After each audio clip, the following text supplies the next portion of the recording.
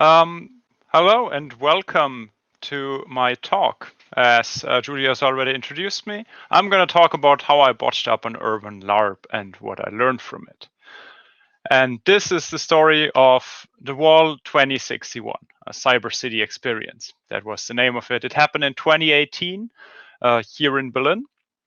And it didn't go too well, to put it mildly. And you might have noticed that in the description of the talk and also how I will talk about it, I talk a lot about how I messed it up, how I botched it. But of course, it was a whole team effort, the whole thing. There was overall 20 or even more people that participated in it in some way or the other. But the failure, I own up myself. So, because I was the main organizer. So I had the responsibility about it, and a lot of the mistakes came from my side. So that is why I use the I and not the we when talking about this project, or especially about what went wrong here. So what is the format itself? I already got that. So what is the format? It is an urban LARP, or a city game, if you want to call it that.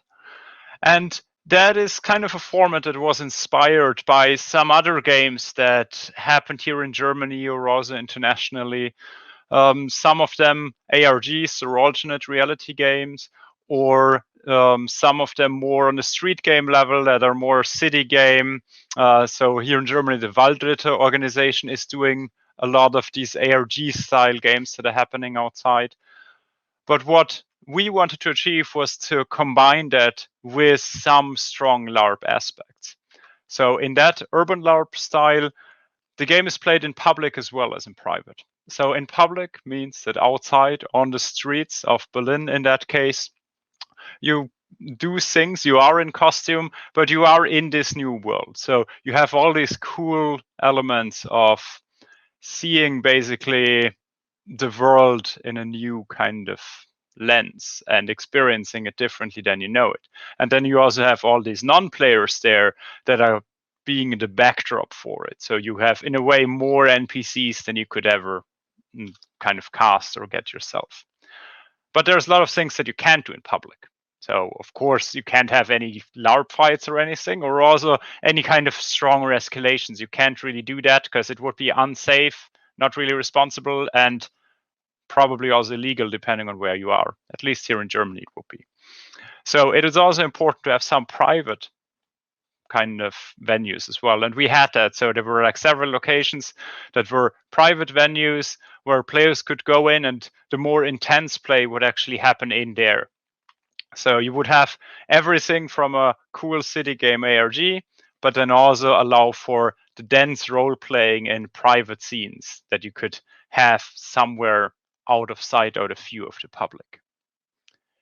So for our game, the Wall 2061, what was it about? What was the pitch of the game? So what did we set out to do? So for that, I want to show you the video that we also used to announce the game and to market it. It's just 1 minute or so.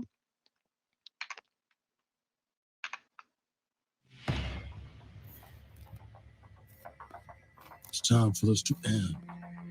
For over 100 years, the wall has divided us.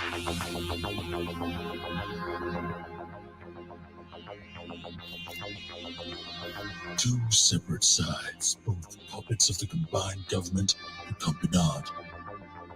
Fueled by desperation, four factions rise up against their oppressors. The Free Front, striving to bring freedom for all without constraint. The Democratic Union with their promise of a new world, a utopia of stability.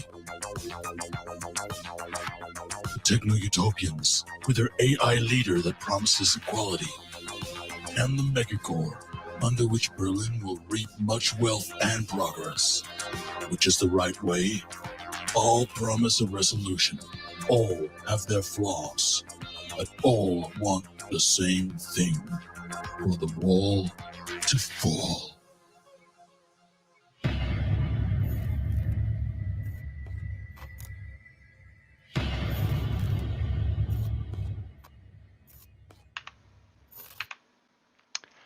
So as you can see, the game is played in the year 2061. The Berlin Wall never fell. It's a cyberpunk future, and the 150 participants are part of one of the 4 resistance factions. So there are 4 factions, and they all want to fight against the Combinat, which was the big bad guy, the government, of course, and bring down the wall, bring their own ideology to this world. So it was kind of, they did cooperate, but everyone wanted to be the one to bring down the wall at the end of the day.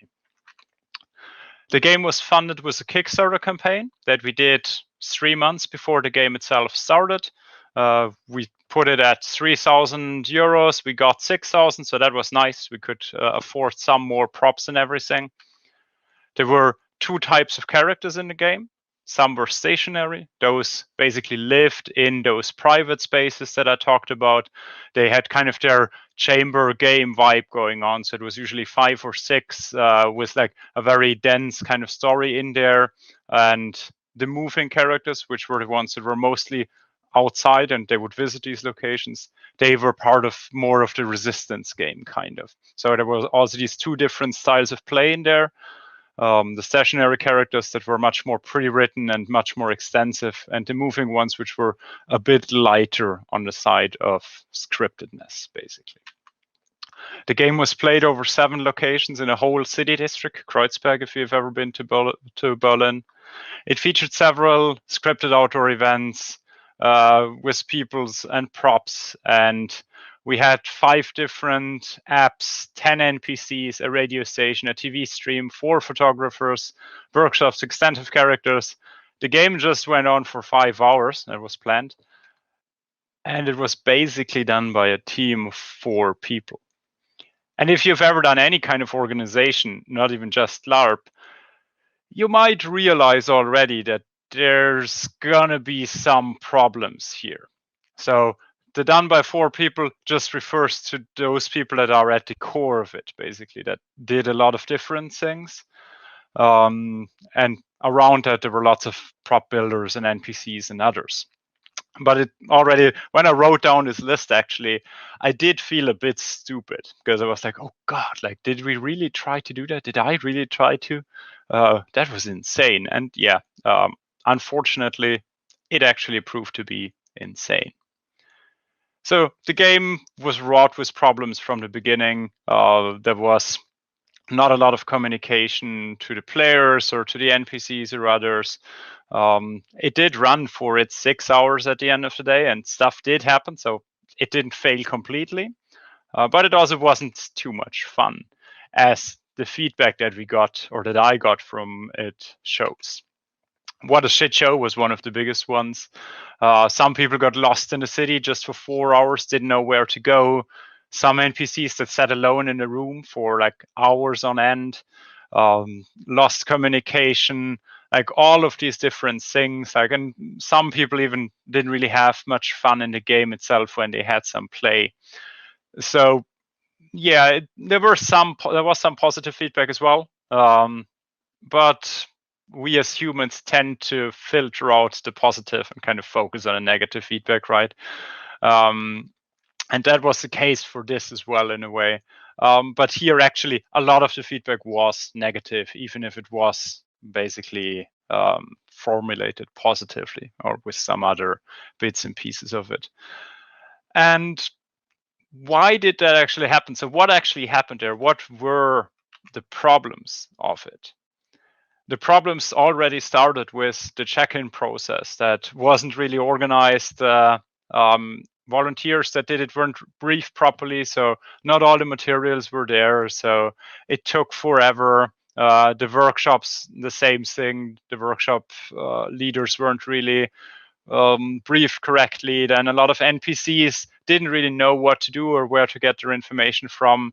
Lots of small stuff as well, like we didn't sign the locations out, like the private locations. So a lot of people didn't even find them. They had maps of like a dot where it was on the city map, but they didn't find the actual door because, of course, it was in a city. And yeah, I'm going to try to get a bit into detail on why these problems actually existed and what was wrong there, and also what could be done differently. So one of the biggest issues was that there wasn't a clear core team. So I mentioned these 4 people at its core, but even those weren't really considered or didn't consider themselves to be the core team of it. So it did leave me alone as the main organizer in a way to handle everything and to handle all the communication of it. So there wasn't this clearly defined core team there. With that came unclear responsibilities and roles. So the people that were part of it didn't really know what they had to do or what their responsibility was. And that was before the game, with people that prepared or designed sections of it, and then also during the game in terms of what was expected from the people there. And then, of course, the huge logistical challenge just of running a game as extensive as that. Like, that's the one part that I just, for some reason, completely miscalculated, right? So because it's 7 locations over a distance of like 5 kilometers or something, and so that just bringing stuff from A to B is a lot of work. And then it's in a city, so there's going to be traffic and all these other things. So that logistical challenge is something that I actually don't want to do ever again. That's one of the hard things that I learned there as well. Just doing one location is hard enough, and then doing 7 of them, including all the setup and the hardware, everything was just too much strain for the small team, but then also just strain on the logistical process itself. And then just a general lack of communication, though that came a lot about the result of the other things. So because there was no clear responsibilities, there were so many problems with logistics, there was no time to clearly communicate things. The sad thing about it is that most of these problems were with the event rather than the game itself. So the game was, it was decent. It kind of worked. I still think it, like, a really good game is in there with some adjustments. And that's also some of the positive feedback that we've got was, oh, well, this is a great world and I really like these characters and relationships and stories that unfolded, but it was all held back by these logistical problems. And a lot of this happened because I personally was very much too focused on the game rather than to actually how to bring it to the people. So I tried to make a good game, but I forgot to make a good event. And it does bring me to one of the things that I've realized then. I maybe have known it before, but I didn't really formulate it properly. And it comes down to the responsibility of a main organizer. So of the person or the small group of people that knows everything about the LARP and is kind of a hub of all the information that comes together. And that is that, of course, we have a responsibility toward the players, right? So we need to make sure that the players get a great experience, that they can actually get to play the thing that we've thought up, that they get to tell these stories in this world. But also we have a second responsibility, and that's towards the team itself, to all of the people that helped to make this game happen or this experience happen. And that goes for everybody, right? That goes for the people that prepare the food, that write characters, that prepare or execute workshops, the people that do the social media. So just the whole team. There is this huge responsibility, I think, to make sure that we help them deliver a great game overall. And to not for it to basically fail and then for their participation that they have to go unnoticed, basically. And that part of the responsibility is something that stings me the most in a way, right? So it hurts me a lot personally that I didn't get to put in all of the cool things that people have invested their time to creating for this game. And so that's one of the big lessons that I got from that, to make sure that I can own up to this responsibility as a main organizer, to the responsibility not just to the players, but also to the team itself. So what are some of the other lessons I learned? So I set out with this talk to tell you about the game itself, the format, what went wrong there, and then also, of course, to try to bring you some of the lessons that I learned with it. And most of them are very obvious in hindsight. And they might be obvious to you as well. Maybe nothing I tell you about is new, but maybe it is. So I hope that some of these lessons also help you in the future or give you some insights on what can go wrong in an event like this. So personally for me, I was completely drained after this event. So it was probably the most intense week or even months of my life leading up to the game. Like in the week of the game, I might have slept like 10 hours or so. So not a lot really. And so it took me a bit to formulate these lessons or to even look back on it. Like I took 5 months where I just couldn't even look at any material of the game anymore. The first lesson is clearly define roles and responsibilities. I've mentioned it before that there was a problem, and here, of course, I formulated it as a lesson. So it's very important in a larger team to just talk to everybody and make sure that everybody knows what their role is and their responsibility within the larger picture.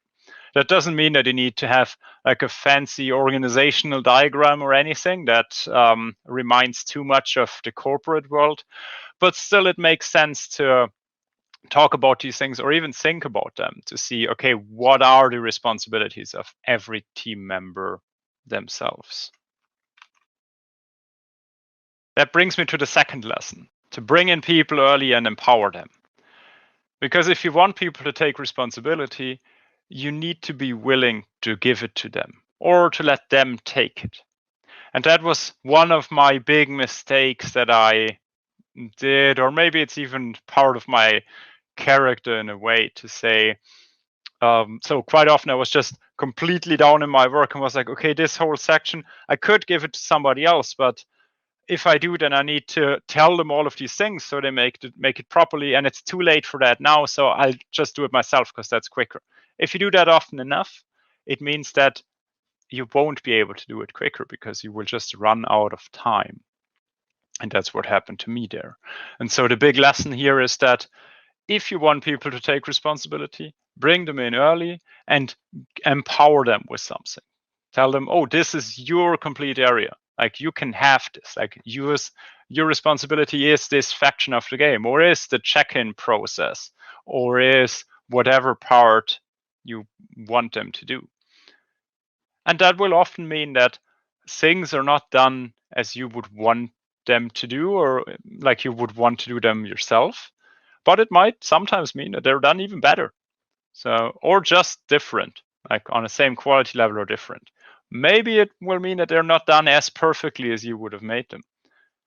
But they are done and you brought somebody in and empowered them. And that's much more important than just for everything to be exactly perfect and exactly as you envision it, or your team, basically. So that's an important lesson here, to let people have this responsibility and empower them through it. With that, there's also this clear communication necessary of the expectations. And that's something that I do now in every project that I'm doing with more than one person, to sit down with everybody and have this talk that's never a really pleasant talk, and it always feels awkward, but I think that means you do it right. To talk about, what do I expect from you?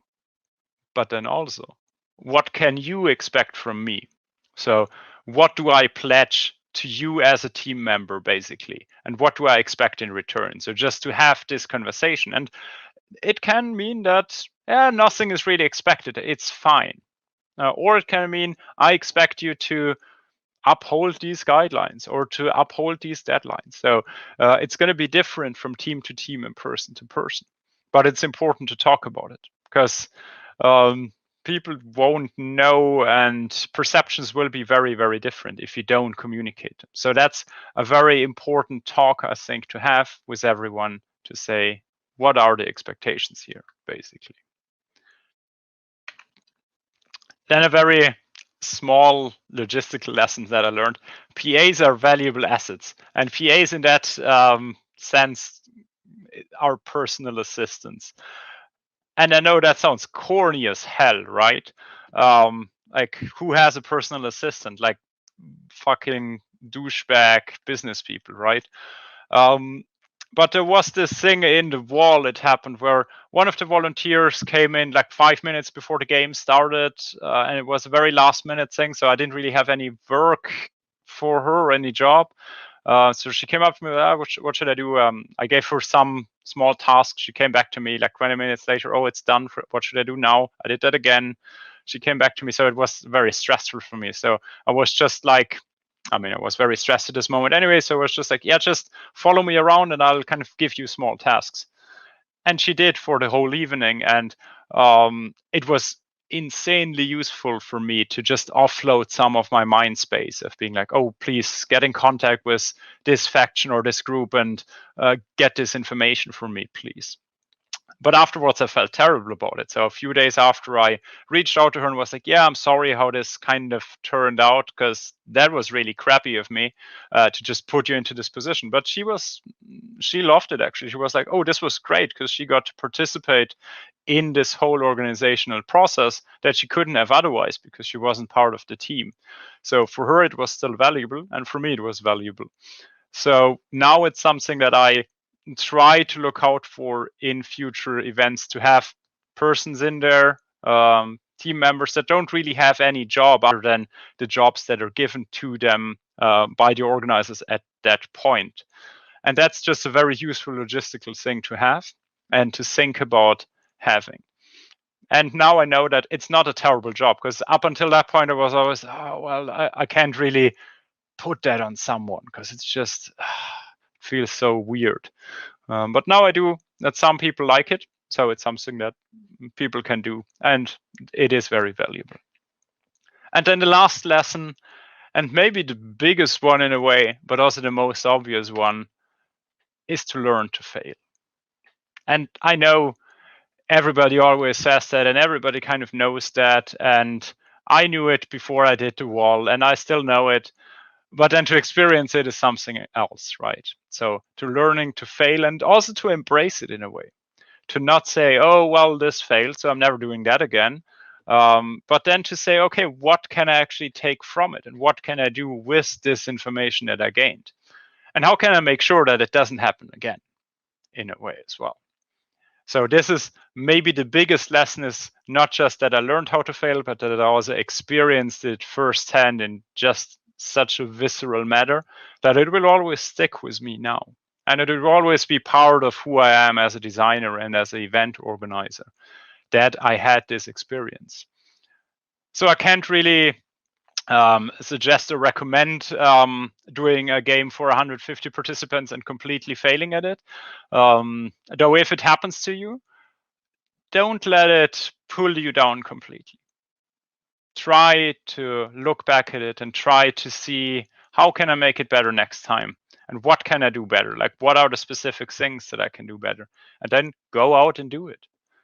And also don't let the fear of that failure hold you back from anything. If you say, oh, maybe it happens to me as well. If I do a city game, maybe this happens to me as well. Oh, God. If that was the effect of my talk, I'm sorry. But try not to think about that. Try to think about, how can I make this the best possible? And then also, how can I make sure to... I'm out of time now, right? Yes, you have no time, but we have some questions, so we have some more minutes, so we can start. Do you have some plans for new projects, learning from your mistakes? Yes, that was what I just wanted to say. Yeah, so basically, I'm currently working. So the wall, as botched as it was a lot of fun for some players as well. So that was great. And also got to know a lot of amazing LARPers and writers and other people that reached out to me afterwards as well. And it was the basis for the LARP I'm currently working on, which is Greylight 2142. So it's another cyberpunk LARP that even is based on the same universe, just like 100 years later. So in a way, even this failed project set up who I am now as a designer and what I get to do. Thank you. Our next question is, what roles do you think are essential in a LARP org team? That depends very strongly on the LARP you're doing, I think. So I usually set them out now in like the main parts that you have, which is writing and design, production and logistics. So you have these three areas that kind of are their own small departments, and these are basically the minimum three people that I would want to have now in a main organizer team. So somebody who is responsible for the design and writing, somebody who is responsible for the production, which means all the set pieces, props and everything, and somebody who's responsible for the logistics, which means making sure stuff is where it needs to be, making sure people are fed, making sure people can sleep somewhere, and all of these things. I'll try to keep my answers very short because of time. So the last question: do you feel like taking?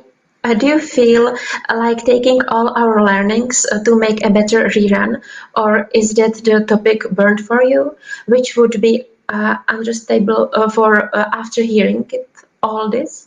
I'm sorry, I'm. It's fine. I'm nervous. So basically, I will definitely want to do a rerun at some point, and it's something that it's oftentimes on my mind, and I already have a whole design plan out on what I want to change there. Just need a good venue, basically. That's one thing. I wouldn't really do it as a city game anymore, just because of the logistics behind it. But I definitely want to do it again, if only for the responsibility that I talked about towards the team, because I still have a lot of work lying around of people that hasn't really seen the light of day in the game. So I want to make sure to do it properly once, to make sure that all of the work and writing is seen by people as what it can be rather than what it was fogged up with all the logistical fuck-ups.